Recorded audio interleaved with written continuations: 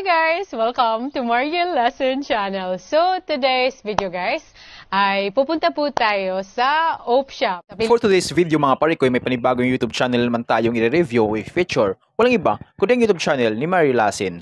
So yung mga parikoy, ito si Mariel Lesson, mayroon siyang 686,000 subscribers sa kasalukuyan. Ginawa yung kanyang YouTube channel noong September 2, 2013. At meron siyang total video views na umabot sa 118,920,495. Dito sa video ng mga parikoy ay ating alamin kung magkano na nga ba ang kanyang estimated YouTube sahod. Disclaimer, lahat na makikita yung amount dito o yung mababanggit kong amount dito ay pawang estimated po lamang gamit ang Social Blade.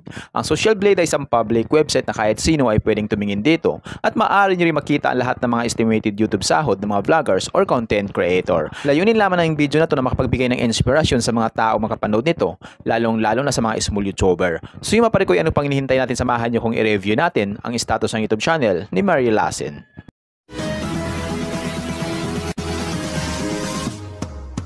So yun mga parikoy, dito tayo ngayon sa official YouTube channel ni Mariel Lesson dito sa Social Blade.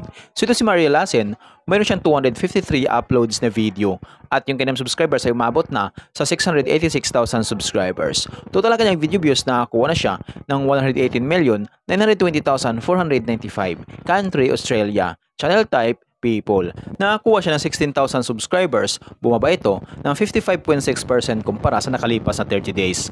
At dito sa kanyang video views, nakakuha siya magigit 6.2 million, bumaba ito ng 32.6% kumpara sa nakalipas na 30 days. So yun mga parikoy, dito naman tayo ngayon sa YouTube Stats Summary ni Mariel Lesson simula nung October 18 hanggang October 31, 2024. Dito natin makikita yung mga nadagdag niyang subscribers, video views, at yung kanyang estimated earnings. Yung titingnan natin dito mga parikoy ay yung kanyang daily average. So sa kanyang daily average, meron siyang $52 at yung highest naman ay umabot sa $837. I-convert natin sa piso. Simula natin pag-convert sa lowest na meron siyang $52 i-times natin sa 58 ay meron siyang 3,016 pesos na posibleng kitain sa loob ng isang araw. At kung umabot naman yung highest, umabot sa $837 i-times natin sa 58 ay meron siyang 48,546 pesos na posibleng kitain sa loob ng isang araw.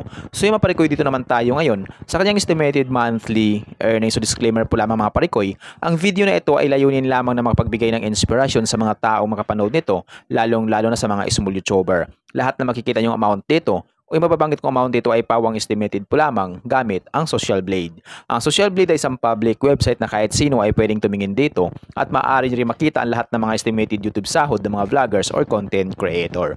So dito nga sa estimated monthly earnings ni Mariel Lesson, mayroon siyang $1,600 at yung highest naman ay umabot sa $25,100. I-convert natin sa piso.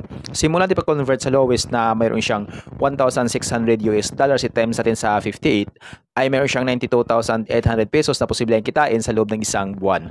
At kumabot naman yung highest, umabot sa $25,100 i-times natin sa 58 ay meron siyang magigit 1.4 million na posibleng kitain sa loob ng isang buwan. So yun mga parikoy, itong highest ni Mariel Lesson, sumabot lamang ito kapag once lahat ng mga viewers niya ay hindi nag-i-escape ng ads. So bihira lang yung mga viewers na hindi nag-i-escape ng ads. Dito lang malapit kay YouTube sahod sa lowest na meron siyang $1,600.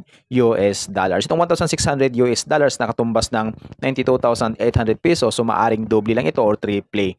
So yun yung posibleng kitain ni Mariel Lesson sa kanyang YouTube channel sa loob ng isang buwan. Pero maaaring magbabago po ito mga parikoy, depende sa dami ng views na makukuha ni Mariel Lesson. So dahil nga sahod ng mga vloggers or content creator, nakadepende sa dami ng views, hindi sa dami ng subscribers. At laking tulong din yung mga viewers na hindi nag-i-escape ng ads. So yung mga parikoy, hanggang dito lang yung video natin. So kung mayroon kayong iniidolong vlogger na gusto nyong malaman yung kanilang estimated YouTube sahod, paki-comment lamang sa comment section at gagawa natin ng itong klaseng ori ng video. At kung nagustuhan nyo ang video ng mga parikoy, huwag niyo po sanang kalimutan mag-like, share at mag-subscribe sa munting channel nito. Once again, this is Parikoy TV. Peace out.